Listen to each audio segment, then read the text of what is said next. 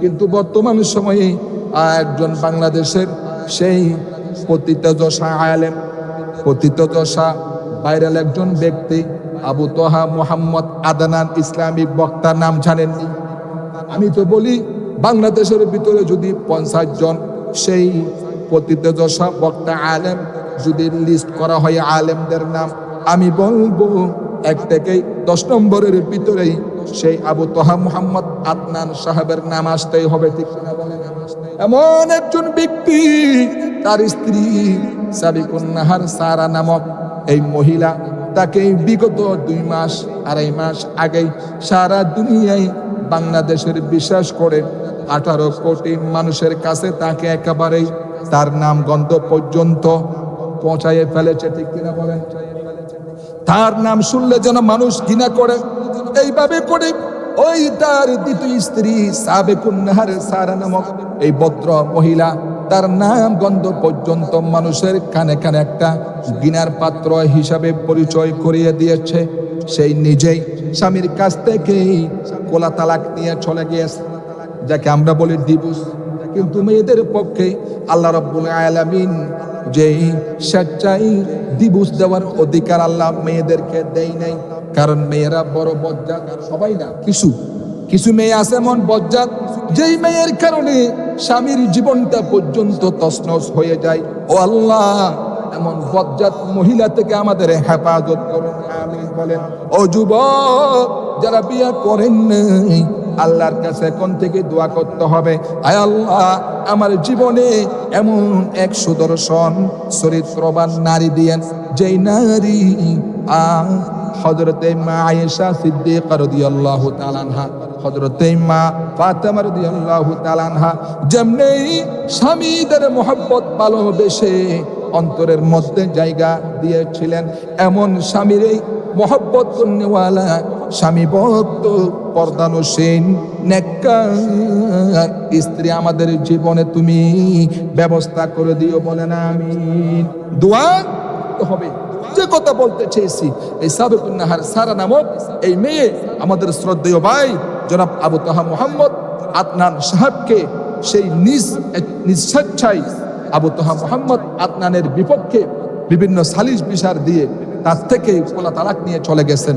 আবার 1-2 মাস যেতে না যেতে আবারও সেই নিজেই আবু তোহা মোহাম্মদ আদনান ভাইয়ের কাছে আবারও, আপনারা জানেন গত কয়েকদিন আগে বিবাহ বন্ধনে আবদ্ধ হয়েছে। গোটা নেট দুনিয়া এটি নিয়ে একটা ভাইরাল, বিশেষ করে নাস্তিক্যবাদী যারা, বাম রাম যারা, তারা আজ এই ইসলামকে হাসির পাত্র বানিয়ে ফেলে। প্রিয় ভাই সব, যে কথা বলতে চেয়েছি, আবু তোহা মোহাম্মদ আদনান সাহেব ভাই তিনি যে আবারও দ্বিতীয়বারের মতো সন্তানদের দিকে তাকাইয়া তারা যে বিবাহ বন্ধনে আবদ্ধ হয়েছেন, এটা কতটুকু হালাল বা হারাম বা কতটুকু জায়েজ বা নাজায়েজ, এটার ফতোয়া দিবেন বিজ্ঞ ফুকাহায়ে কেরামগণ, বিজ্ঞ উলামায়ে কেরামগণ। কিন্তু আমরা যারা মাঝ পথে তারা স্বামী স্ত্রী 2 জনের দুর্নাম বদনাম করে বেড়াচ্ছি, তোমার প্রতি দীক্ষা, তোমার প্রতি তুমি কেন এই আল্লাহর নেক বান্দা এবং তার এক বান্দানি তাদের জীবন নিয়ে, তাদের পারিবারিক জীবন নিয়ে জাতির কাছে কেল তামাশার পাত্র বানাইছো? আল্লাহ এরকম ফিতনা থেকে আমাদেরকে হেফাজত করুন, বলুন আমিন। আমি সর্বশেষ কথা বলতে চাই, আল্লাহ পাক এই জন্য নারী জাতি যারা, তাদেরকে বলেছেন, ও নারী জাতি তোমরা সাবধান সাবধান, এই দুনিয়াতে সবচেয়ে বেশি কষ্ট করেন আমার পুরুষ বান্দারা। তোমরা নারী জাতি শুধুমাত্র কেবলমাত্র একমাত্র 4টি কাজ যদি তোমরা করতে পারো, কয়টি বলো তো? 4টি কাজ যদি তোমরা করতে পারো, আমি আল্লাহ তোমাদের জান্নাতের যেই দরওয়াজা দিয়ে ইচ্ছা সেই দরওয়াজা দিয়ে আমি তোমারে জান্নাতে প্রবেশ করার মতো তৌফিক দিয়ে দিব। এই কথাগুলা সারা দুনিয়ার মা বোনদের সারা জীবন স্মরণ রাখা দরকার। কয়টি কাজ বলেন? قال رسول الله صلى الله عليه وآله وسلم المرأة إذا صلت خمسها وصامت شهرها وأحصنت فرجها وأطاعت بعلها, কয়টা কাজ বলেন? ফালতাদখুল, 5 নম্বরে যাইয়া আল্লাহ পাক বলেন, ও নারী জাতি শুনো, ফালতাদখুল মিন আইয়াবওয়াবিল জান্নাতি শাআত, তোমরা জান্নাতে যে দরওয়াজা দিয়ে ইচ্ছা সেই দরওয়াজা দিয়ে আমি আল্লাহ তোমাদের প্রবেশ করাবার ক্ষমতা দিয়ে দিব। সুবহানাল্লাহ। পঞ্চম 4টা কাজের মধ্যে আল মারআতু ইযা সাল্লাত খামসাহা, প্রথম নম্বর কাজ হলো নারী জাতি তোমরা 5 ওয়াক্ত নামাজ ঠিকমতো আদায় করবা। সুবহানাল্লাহ বলেন। বড় দুঃখের বিষয়, সবচেয়ে বেশি গাফলতি করে আলসামি করে নামাজের ব্যাপারে আমার নারী জাতি, নারী বোনেরা, ঠিক কিনা বলেন?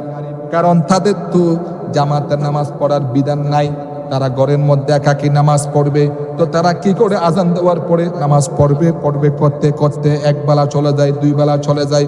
ও মা, মেহেরবানি করে এই কথাগুলা দিলের কান দিয়ে সারা জীবন স্মরণ রাখবেন।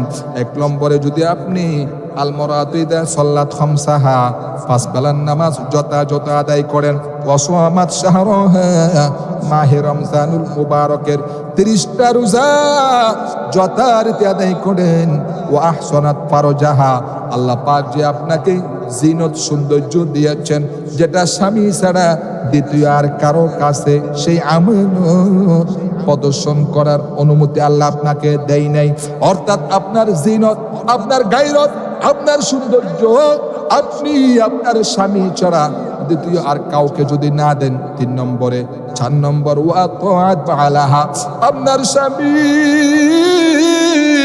কালো হোক, গলা হোক, কাটো হোক, চিকন হোক, যে হোক না কেন, যার সাথে লেখা তার সাথে দেখা, বলেন যার সাথে লেখা তার সাথেই দেখা।